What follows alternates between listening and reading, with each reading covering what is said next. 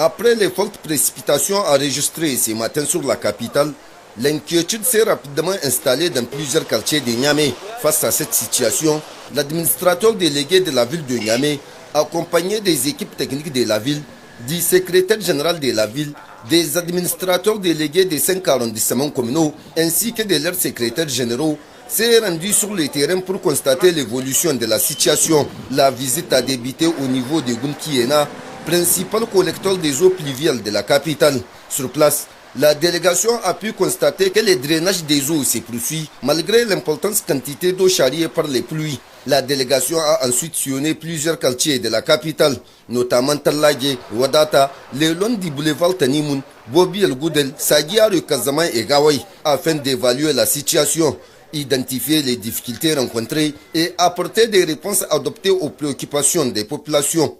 Cette intempérie a occasionné beaucoup de dégâts matériels et c'était l'occasion pour nous de sortir pour apporter notre compassion à toutes ces victimes de cette intempérie. Nous avons aussi profité pour faire des tours sur des ouvrages d'assainissement.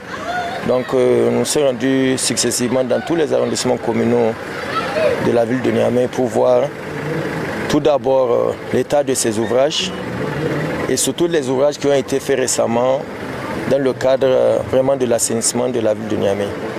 Et le constat reste satisfaisant. Tous ces ouvrages d'assainissement, ces avaloirs sont en train de faire leur fonction normalement et il y a plus de peur que de mal.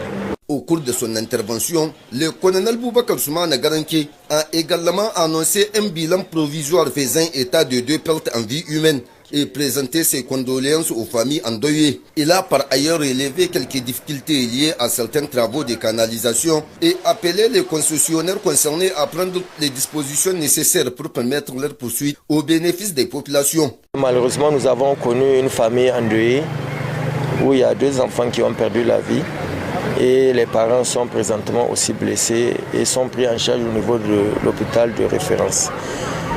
Nous exhortons la population à rester vigilante.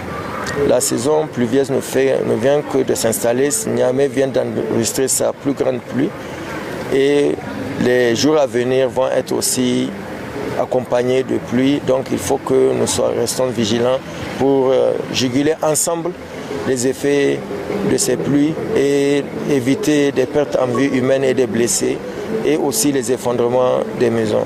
Nous avons aussi vu à certains endroits où il faut que nous faisons appel aux concessionnaires pour qu'ils dégagent leurs câbles et permettre au niveau de ces ouvrages-là que l'eau puisse être drainée, notamment au niveau de Tallage, où une chaussée drainante a été faite, mais les eaux n'arrivent pas à être évacuées. Alors que la saison des pluies s'installe progressivement dans la capitale, la ville de Niamey maintient la mobilisation de ses équipes techniques et réaffirme son engagement à œuvrer pour la protection des populations et la préservation des infrastructures urbaines.